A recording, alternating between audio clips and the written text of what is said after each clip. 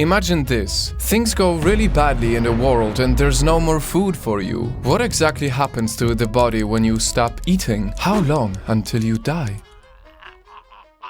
The last food you ate remains to be the only thing giving you energy within the next 6 hours. Your body breaks down glycogen, which stores energy and converts it into glucose, which gives you fuel. But what happens when your glycogen is exhausted and you run out of glucose? That's when you feel that hole in your stomach, which starts to affect your brain. That's why we often become moody when we're hungry.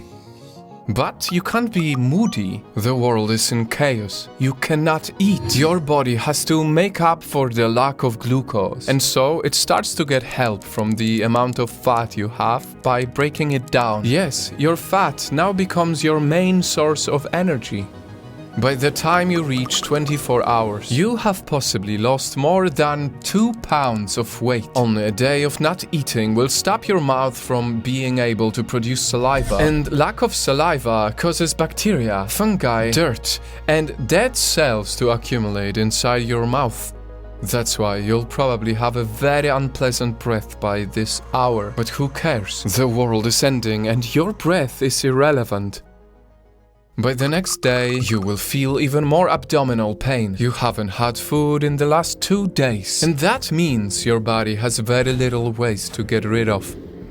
Now, remember your main source of energy? First, the glucose. Then, there's no more glucose, but you still got fat. But what happens when there's no more fat?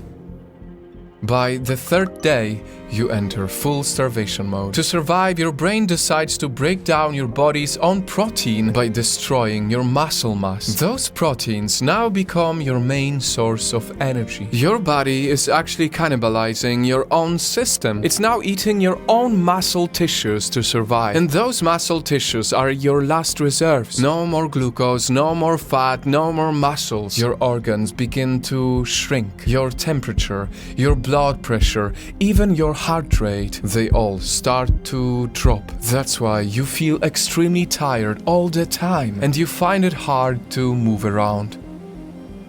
You continue to suffer until the 5th day. Then your body starts to feel threatened. So much so that you're starting to lose your mind. The chaos of the world is no longer relevant to you. All you think of is how much longer can you survive this? You're lucky if you still have even a little bit of strength by the 7th day, because your immune system becomes extremely weak since it's not receiving the vitamins and minerals that it needs. It's only been a week, but your organs start to malfunction. It has become extremely dangerous. You might suffer from cardiac arrhythmia or heart attack or any other heart-related problems. You will feel sick and cold all the time. Even coughing hurts so badly. You won't be able to lift your head. You won't be able to stand. Your eyes have become so affected that they are now extremely sensitive to light. That's why you switched all the lights off. Your teeth start to decay. Your bones have become brittle. And whenever you move, you feel like they're about to break. You feel so weak that if you sleep, you think you won't be able to wake up. And because your brain is so affected by the lack of food, you think to yourself, would it actually be better to not wake up, for all the pain to go away? Somehow, your body is still fighting. Almost all your hair has fallen out. You have no more muscle or fat left. You barely recognize yourself. You look like a skeleton covered with skin. And your brain is now unable to send signals throughout your body. Slowly, your heart begins to shut down.